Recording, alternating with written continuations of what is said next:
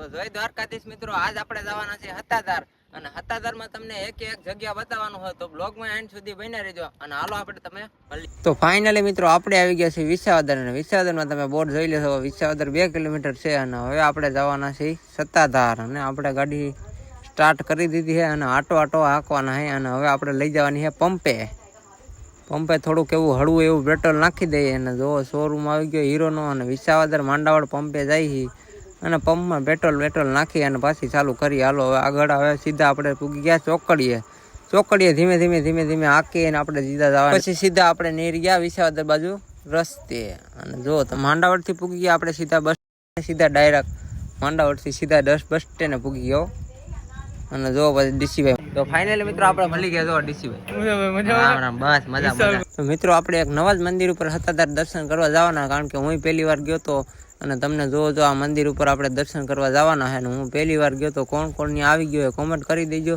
અને આપણે હવે પૂગવા એવા ગાડીના પાટા પાસે. જો આ આપણે સત્તાધાર વાળો રસ્તો છે, જે કોઈ જતા હોય આપણે આ રસ્તો તો જોયેલો જ હશે અને અહીંથી આપણે સીધું વાક ટર્ન મારી દેવાનું એટલે સીધો નેરી જાય હતાધાર. ફાઇનલી મિત્રો આપણે રાખીએ હતાધાર અને હતાધાર પાસે એક સાઈડમાં હતાધાર વાળા રસ્તે એક મંદિર આવે છે અને ત્યાં આપણે જવાનું છે અને બ્લોગમાં એન્ડ સુધી બની રહેજો. અને તમે લોકેશન ખાલી અહીંનું જોઈ લો, તમે લોકેશન જો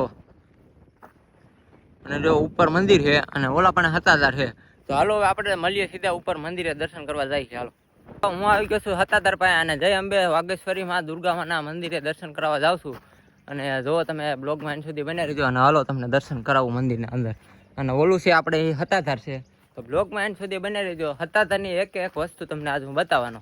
તો હાલો આપણે અહીંયા દર્શન કરી લઈ. જો પેલા તમને દર્શન કરાવું. એક નંબર જગ્યા ઉપર લોકેશન ઉપર છે આ મંદિર. તો બધે અહીંયા હતાધાર આવો એટલે અહીંયા આવવાનું ભૂલતા નહીં.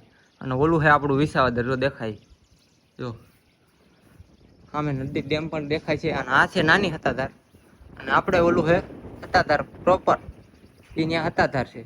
અને અહીંયા આપણે દર્શન બધે કરી લેજો.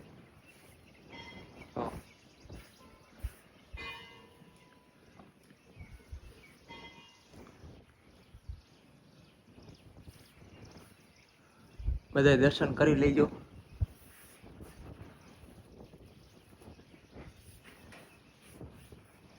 અને જો મિતભાઈ આપણી સાથે પણ આવ્યા છે અને અમે બે સવારના નેરી ગયા છીએ વિડીયો બનાવવા માટે બેસ્યા. અને જો હતાધારમાં તમને આગળ જઈને પ્રોપર બસથી બધી વસ્તુ તમને બતાવવાની છે. તો બ્લોગમાં એન્ડ સુધી બની રહેજો. હાલો આપણે જઈએ આગળ હતાધાર પાસે.